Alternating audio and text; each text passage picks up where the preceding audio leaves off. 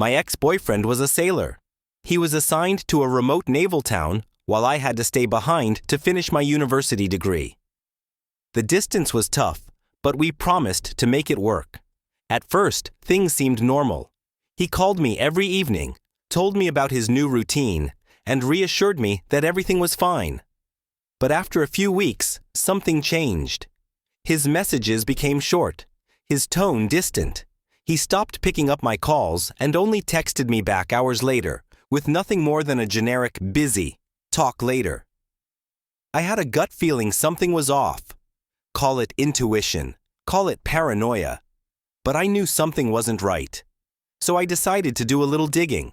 I scrolled through his social media, his friends' profiles, and finally landed on the account of a girl I didn't recognize. She posted a lot.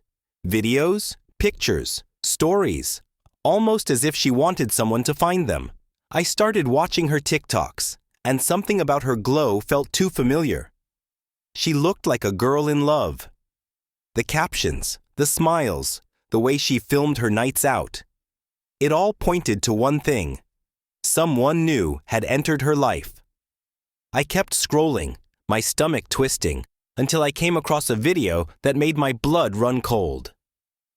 She had posted screenshots of flirty texts, probably to flex on her followers. His name wasn't in them, but I didn't need it to be. Because there, in the middle of the messages, was a word spelled exactly the way he always got it wrong. Definitely. He always wrote it as definitely, every single time. I stared at the screen, my heart pounding. It was him. No doubt about it. I had caught him red-handed, all because of one stubborn spelling mistake. But I wasn't going to act impulsively. Instead, I reached out to the girl. I wasn't angry at her. She had no idea he had a girlfriend. So I messaged her. "Hey, I think we need to talk." To my surprise, she responded almost immediately. And what followed was probably the most bizarre yet unexpectedly hilarious conversation of my life. Because, as it turned out, he had been feeding her the classic "we broke up months ago" story. We spent hours talking, comparing notes, laughing bitterly at his pathetic lies. By the end of the night, we weren't just two girls wronged by the same man. We were allies. And if there's one thing a cheater should fear, it's two scorned women with a thirst for revenge. The next phase of our plan required patience, but it was worth it. She kept playing along, pretending to be oblivious while dropping hints that she was planning a romantic surprise for him. Meanwhile, I made sure to remain completely silent. No texts, no calls. He probably thought I had finally taken the hint and moved on. Then came the grand reveal. She invited him over for dinner at her place. Candles, soft music, a home-cooked meal. The perfect setup. He arrived, all smug and unsuspecting, probably thinking he had won some kind of twisted love triangle. He sat down, ready to enjoy the attention of his devoted new girlfriend. And that's when I stepped out of the bedroom. His face drained of color so fast, I thought he might pass out.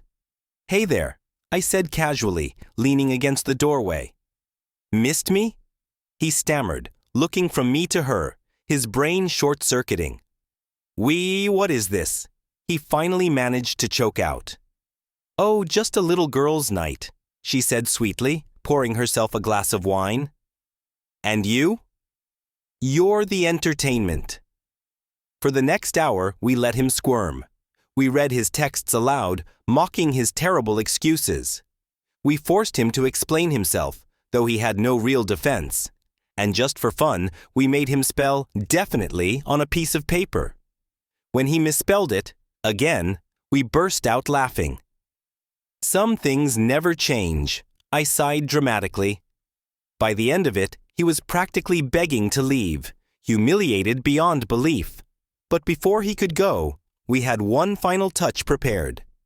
As he reached for his jacket, she handed him a little notebook. "Here," she said with a sickly sweet smile. "A dictionary. Study it. Maybe next time you try to cheat, you won't leave such obvious clues. The door slammed shut behind him, and we erupted into laughter. Revenge had never tasted so sweet.